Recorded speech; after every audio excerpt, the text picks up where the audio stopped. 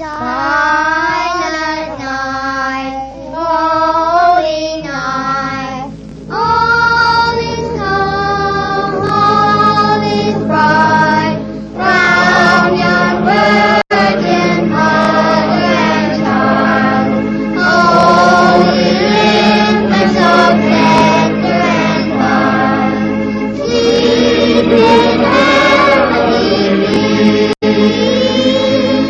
sleep in heavenly.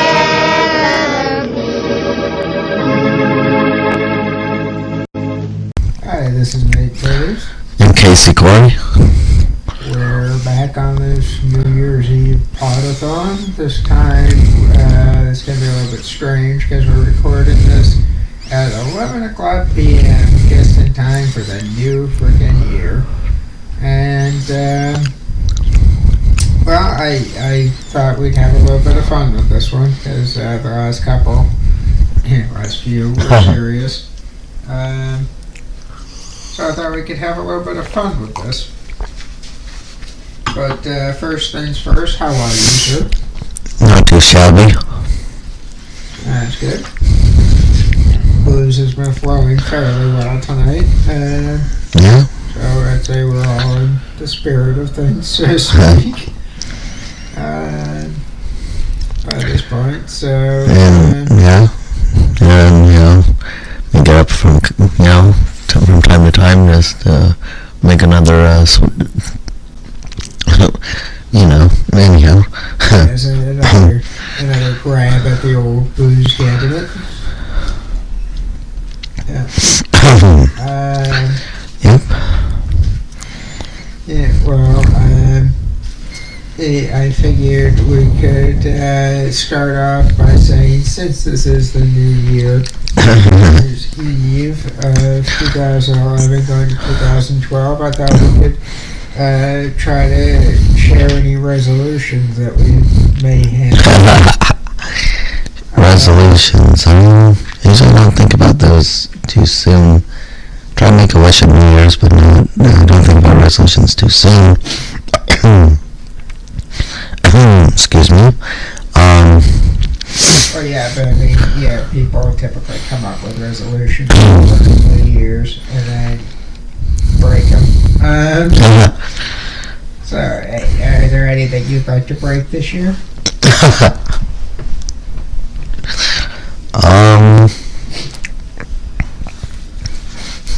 You notice how I've been addressing the idea of keeping them?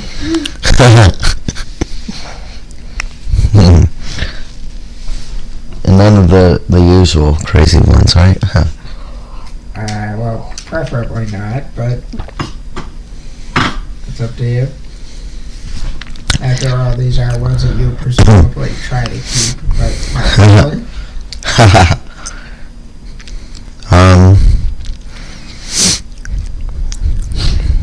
Can't think of anything right now. I mean, excuse me. I can't think of anything right now.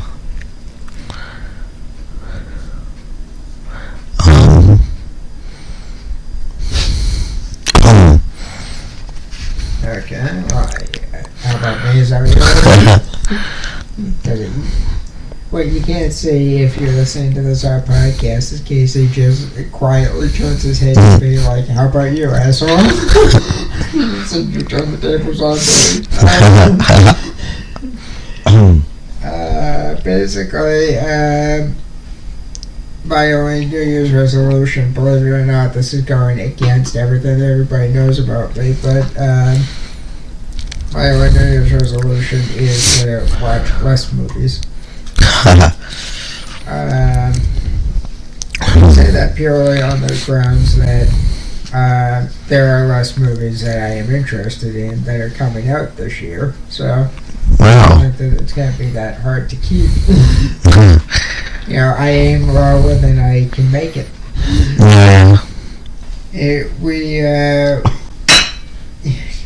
We do have some articles here that I thought it'd be kind of fun to go over since these are the last of the holidays and stuff. I came across some articles that I thought were kind of fitting to the idea of New Year's, and it was resolutions of sorts. So this could go under the heading of sexual resolutions, and we could go under health for the fact that we're going to be going through these.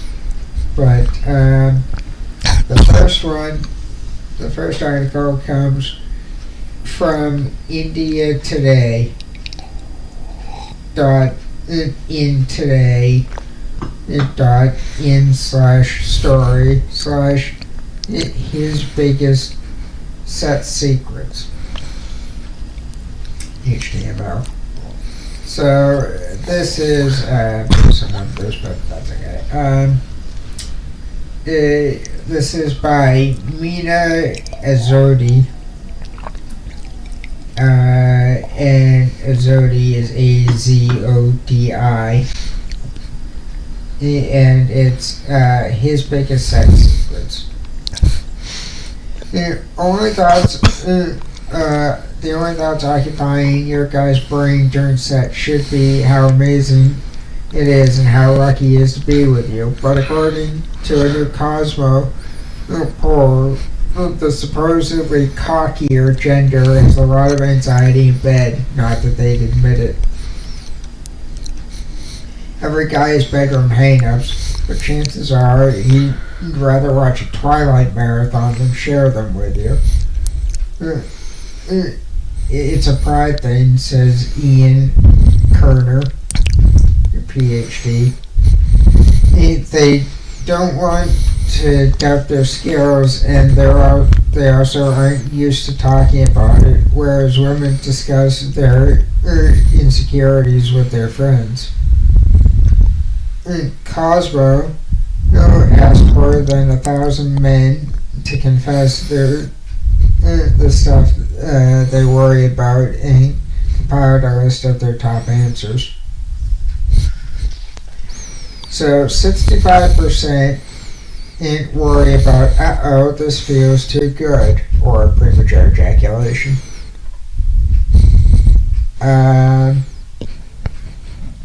This is more of just kind of a funny thing, so feel free to chime in at any point. Does that include sleep sex? It might. We don't know. They don't specify.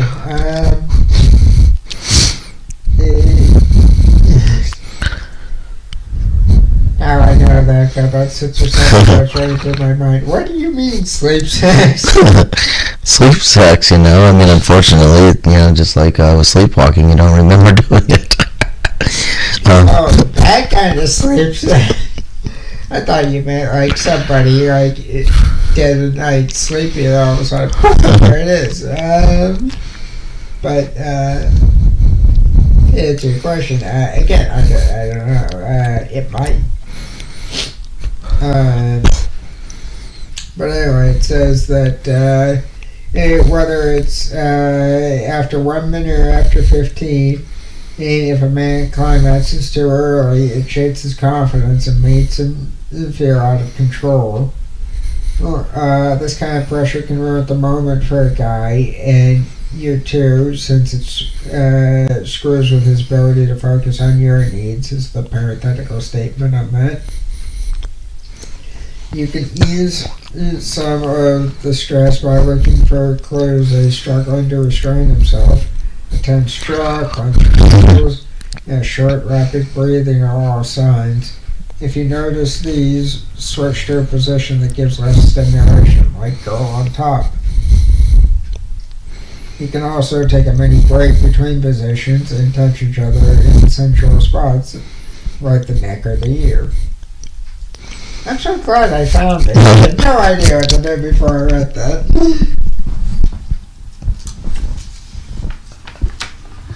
Don't knock yourself out over there.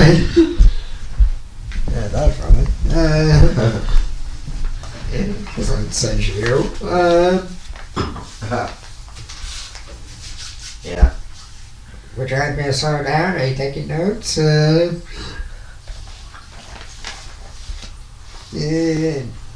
Number 2. I have no clue how to make her climax. If he's unable to satisfy a woman, he feels like less of a man. That's why men appreciate it when you let them know exactly which moves are going to get you to your peak, says sex educator Luke Paget, the author of How to Be a Great Lover. Don't bark orders, but you want to say things like, this feels amazing. Can you go softer, faster, harder? The more specific you are, the better.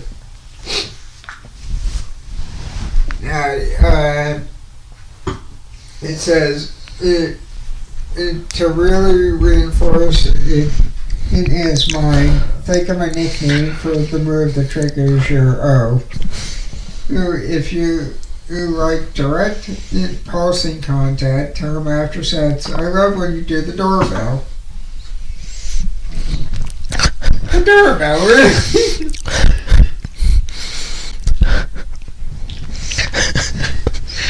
There's just too many moves. Where to go from that? Pilot confusion. Damn.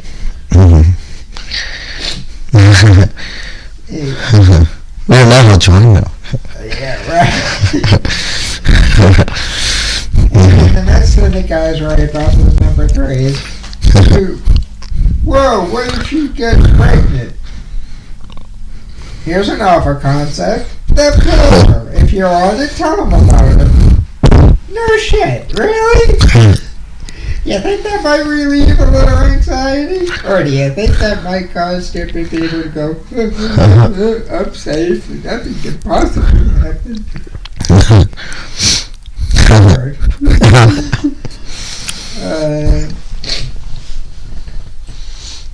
This one I like because it's kind of funny, given that some people claim this about me, as far as my linguistic skills go. My oral technique is a total mess.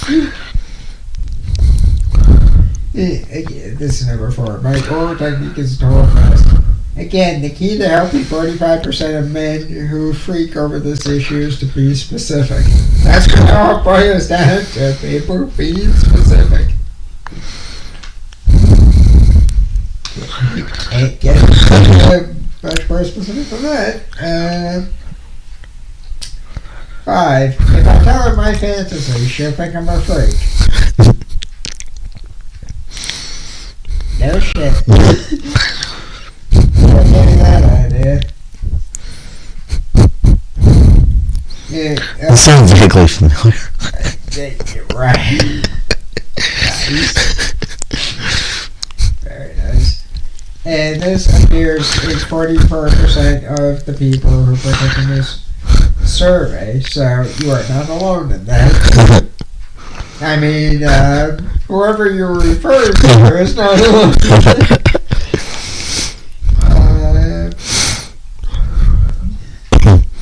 And why are you looking at me? It wasn't me. Yeah, there you go. As he turns his head. He's afraid of being rejected or being judged. He needs to know that you're open to hearing what is sexual, what's on sexual wish list, to tell him what's on your own fantasies first. And again, this is by the same guy, Kerner, that was so instrumental in this study. So that's the first 5. There's only 9 of these, thankfully. Number 6. Which I take a guess, or would you like me to just go through these?